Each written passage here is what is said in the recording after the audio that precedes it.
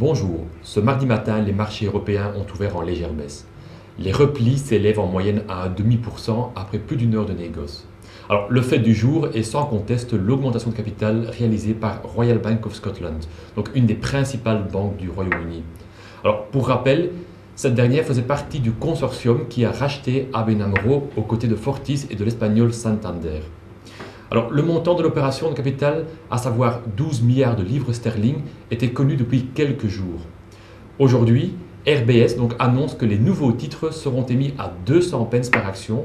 Alors, seulement 200 pence dira-t-on, car la banque britannique offre une décote de quelques 46% sur les nouveaux titres. Hier, le titre RBS se négociait encore au-dessus de 370 pence, alors qu'aujourd'hui on perd plus de 3%.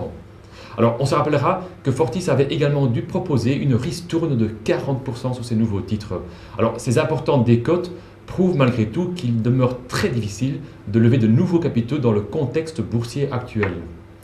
Alors, notons aussi qu'une partie de ce montant, donc des 12 milliards de livres, devra contrebalancer les dépréciations d'actifs nets supplémentaires pour un montant de 4,3 milliards de livres sterling, annoncé également en ce jour.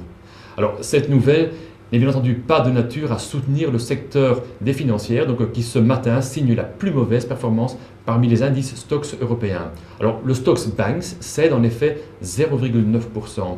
Et ce, malgré l'aide proposée hier par la Banque d'Angleterre. Alors, la Bank of England a en effet proposé aux banques britanniques d'échanger leurs produits liés au crédit hypothécaire, devenu illiquide, en bons du Trésor britannique. Alors, la Banque d'Angleterre est prête à mettre 62 milliards d'euros sur table. Alors, ce dossier, lié au subprime, est semble-t-il encore loin d'être clos. Merci pour votre écoute.